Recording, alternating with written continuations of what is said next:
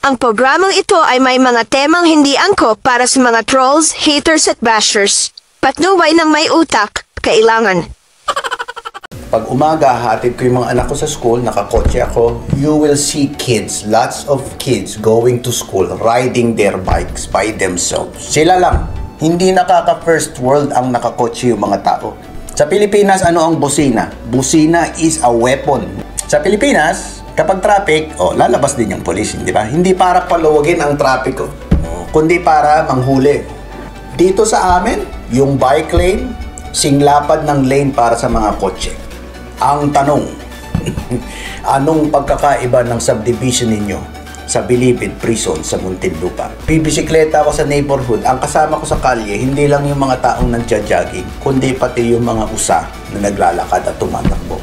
Third world ang ugali natin, kaya nagiging third world ang bansang Pilipinas natin.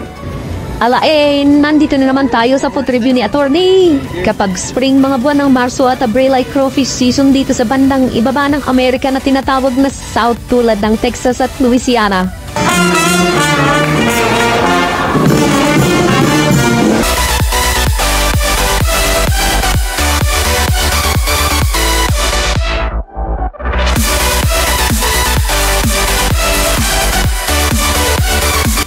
But kung saan kayo masaya, kung mahilig kayo sa fencing, that's good.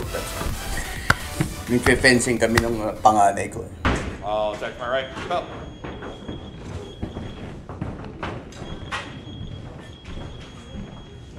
Thank you, Coach.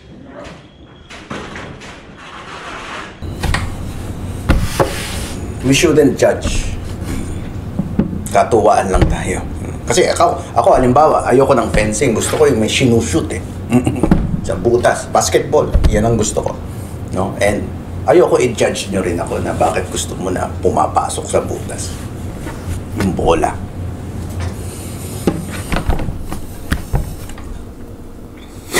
Ano na yung pinag-uusapan natin?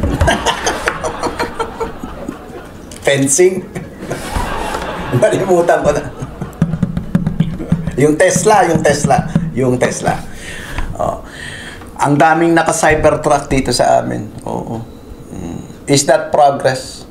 By itself, it is not. Bilisan na natin. First world, by itself, it is not. Alam niyo what makes first world? Ang first world ay yung sitwasyon noong 1980s, same pa rin ang sitwasyon ngayon.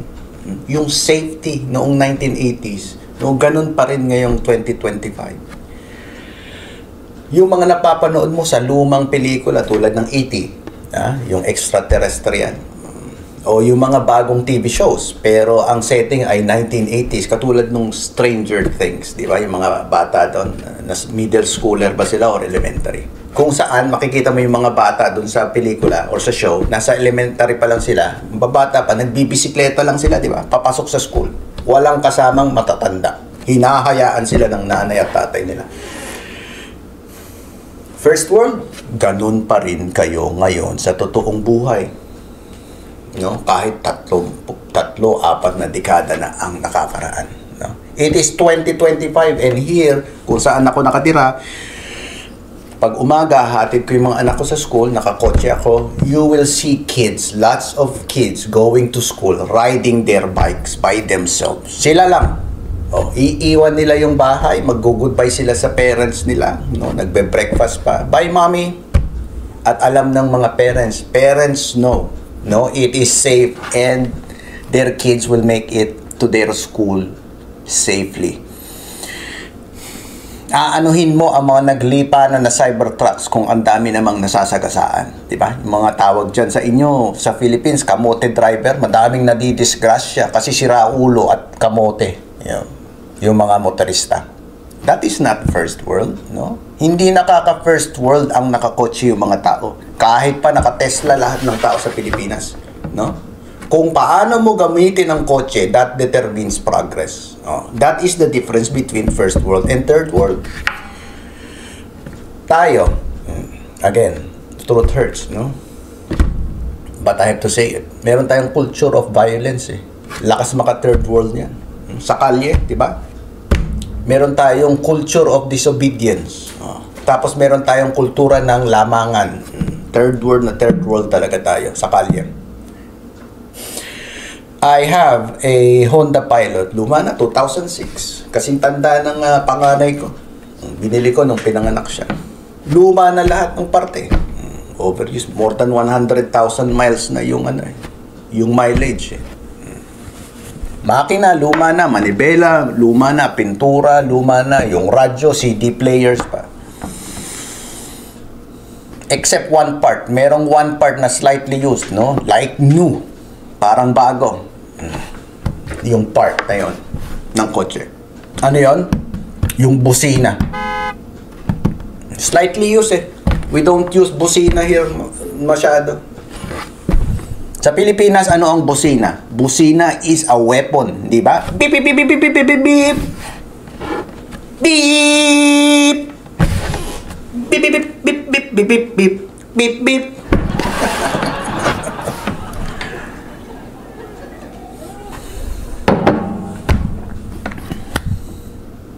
Dito sa Amerika, kapag traffic, lalabas ang pulis. Makikita mo yung pulis para mag-direct yung traffic, para paluwagin yung daan, yung kalye, di ba?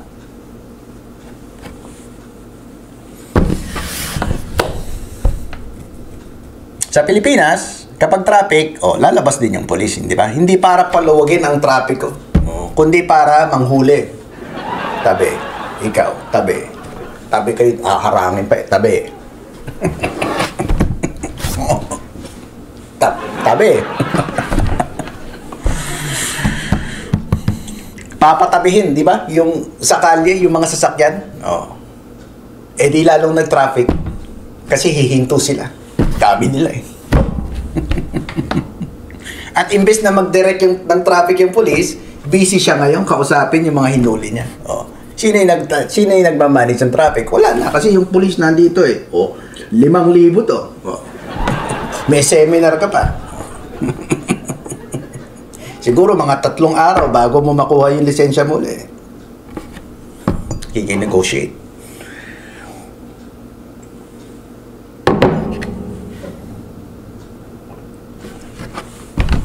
Mas lalong traffic. So, sa atin nakita mo, pag yung traffic, yung Police America, gusto niya mapaluwag yung traffic. So, bilisan mo. Oo, nag-shift ka ng 3 lanes para kumanang ka. Bilisan mo dahil marami rin kakanan. Pinoy, huminto ka dyan. Stop, stop. Tatakas ka pa. Lisensya. Tapos, di ba, third world mentality natin, ano pa? Lamangan ng lamangan. Masaya tayo pag nakikita nating nahuhuli yung mga kapwa nating motorista, di ba? Sa isip natin, buti nga. Di ba? Gamit ng bus lane pa more. Buksan mo pa yung bintana mo, di ba? Gag!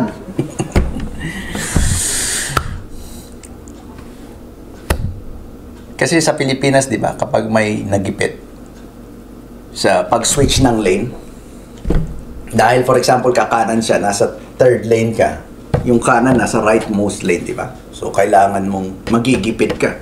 Kailangan mo mag-shift ng lanes, mabilis. Papahintuin ng pulis. Di na traffic na yung mga nasa likod na kakanan din. Kasi papahintuin niya dito kakanan ka, di na abala ka. First world mentality would be, kung ako yon nagda-drive, pag double timing mo na lang, yung nag-shift ng lane, para mas bumilis. Diba? Pag naka-shift na siya, bilisan mo, kumanang ka na. Dahil maraming tao sa likod. First world mentality, iistorbuhin mo ako para lang hulihin mo yan. For what? Ang trabaho mo is pabilisin yung bilang pulis, trapiko, pabilisin yung takbo ng traffic. Hindi pa papagalin kasi block ng mga hinuli mo. Yung right turn, di ba?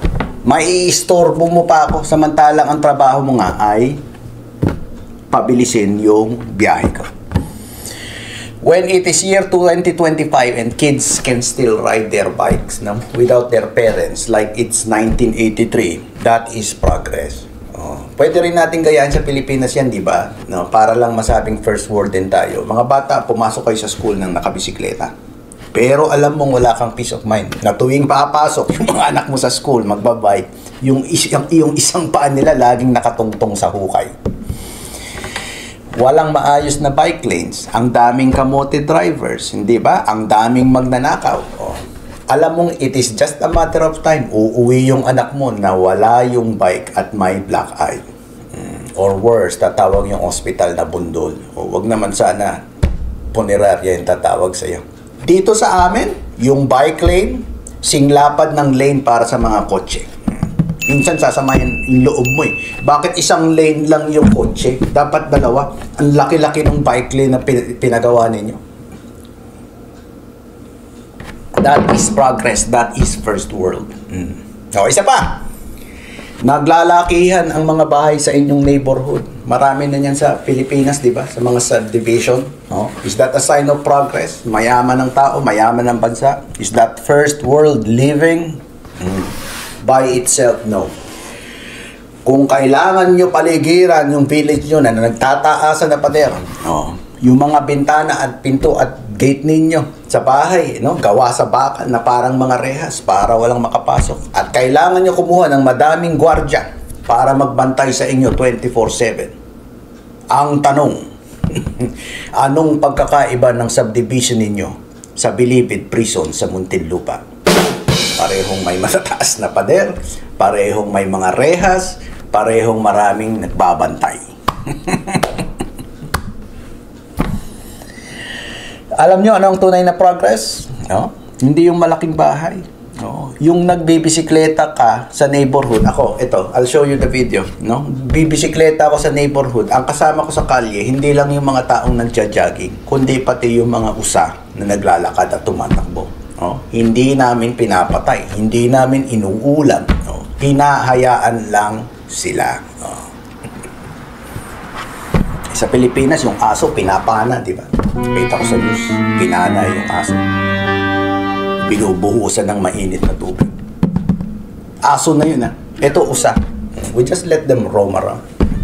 Kinain yung garden mo, what can you do? First world, hindi mo pwedeng patayin yan. Hindi mo pwedeng lasunin. Yung nagdadrive ako, no, sa gabi, pero kailangan kong maingat mag-drive. Kasi baka may tumawid na usa at masagasaan ko. Konsensya ko pa. Ano ang progreso? No? Yung walang bakod ang bahay ninyo. Gawa sa salamin yung bintana. Salamin lang. Walang rehas. No? Pero tiwala ka na hindi papasukin ng mga tulisan. Ginagamit pa ba ang term na tulisan ngayon? Pag masasamang tao, tawag tulisan noong panahon ko. Hindi first world ang malalaking bahay. Ang first world ay yung paggising ko sa umaga. Huni ng ibon ang naririnig ko. At hindi yung kapitbahay kong nag-aaway. O nagbibidyo kaya ang aga-aga. Di ba? Kasi dito,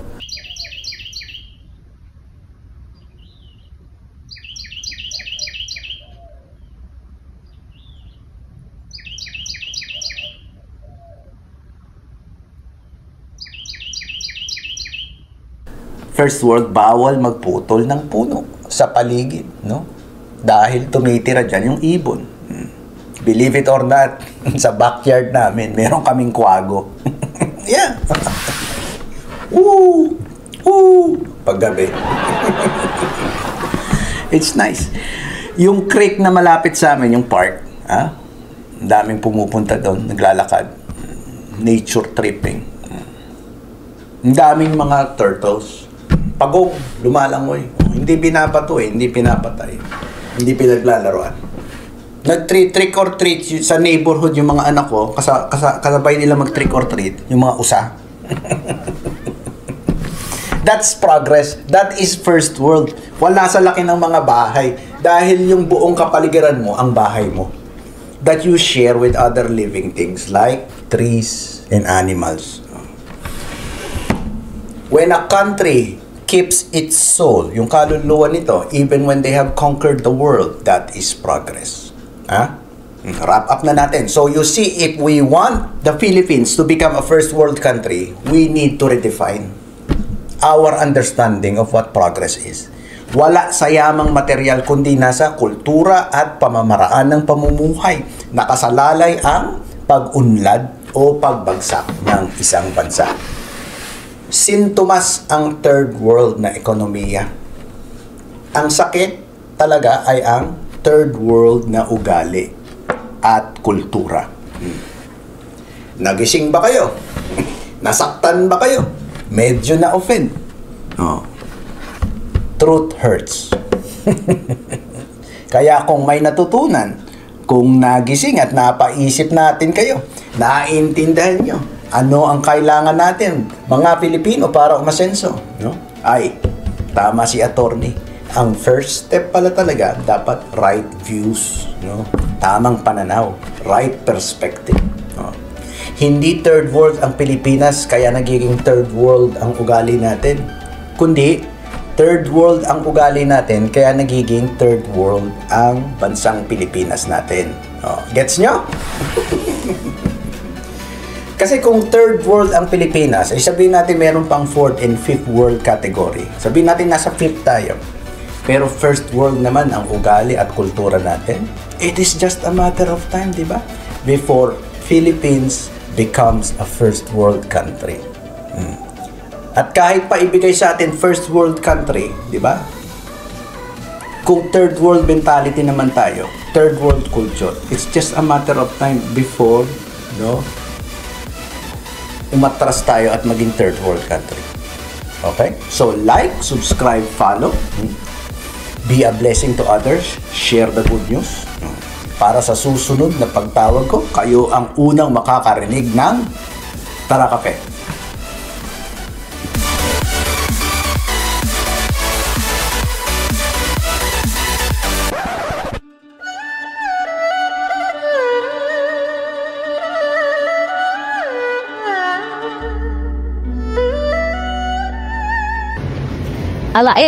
Nandito na naman tayo sa food review ni Attorney. Kapag spring mga buwan ng Marso at Abril ay crawfish season dito sa bandang ibaba ng Amerika na tinatawag na South tulad ng Texas at Louisiana.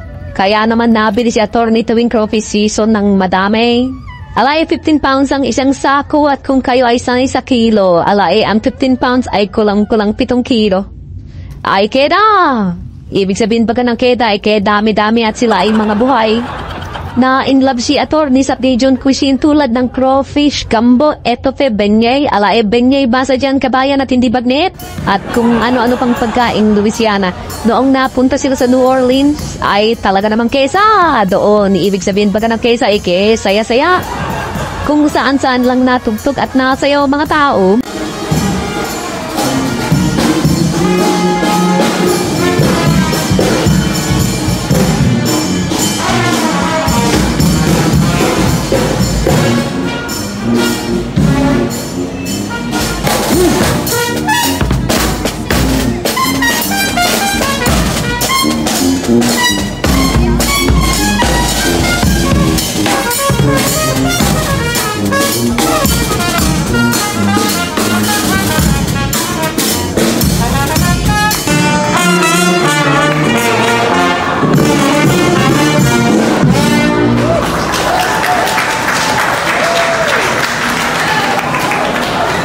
Ganire pagluto ng crawfish, ha? Bumili ng patatas, mais at sausage. Yung Andouille sausage, wag din na sausage.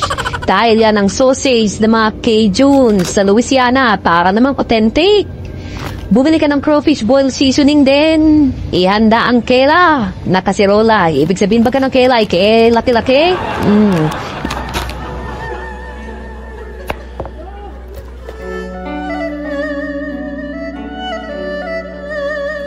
Ibuhos ang seasoning, pakuluin ng tubig at ilagay ang crawfish at mga sahog. 2 to 5 minutes mo lang pakuluan, natiwan ng 15 to 20 minutes na nakababad para manuot ang lasa ng crawfish boil. Maghanda ng sausawan, bahala ka dyan, pero si Attorney ang paborito ay melted butter na may lemon. Ginawang lobster na Attorney yung crawfish, ano? Ay, yun naman kasi ang madami sa Northeast na nakasanayan noong sila ay natira pa sa New Jersey. Kapag summer ay talaga naman pag sa presyo ang lobster galing sa Maine, Mendoza. Para suwak sa quality, wag basta-basta butter at lalong wag star margarine ang gamitin. Dahil espesyal naman ang okasyon, Kerrygold ang gagamitin natin. Kung namamahalan alae, maghintay mag-sale sa Costco para mas mura. Hala, luto na! Pwedeng plato ang gamitin ninyo pero meron sadyang bowl at timba na gamit na yari sa bakal na ginagamit ang mga taga-South like Louisiana, Texas para hindi ganun kakalat ang mesa. Kung bago kayo dito sa Tara Cafe, simple at straightforward mag-review si attorney. Parang west na guilty or not guilty lamang ang hatol.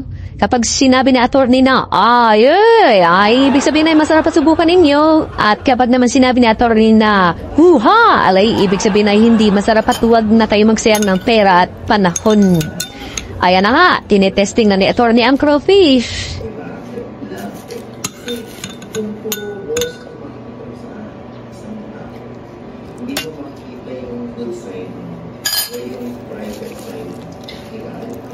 Halay, para siyang sige ko Pangilinan, ano? Pakinggan natin kung ano ang kanyang verdict.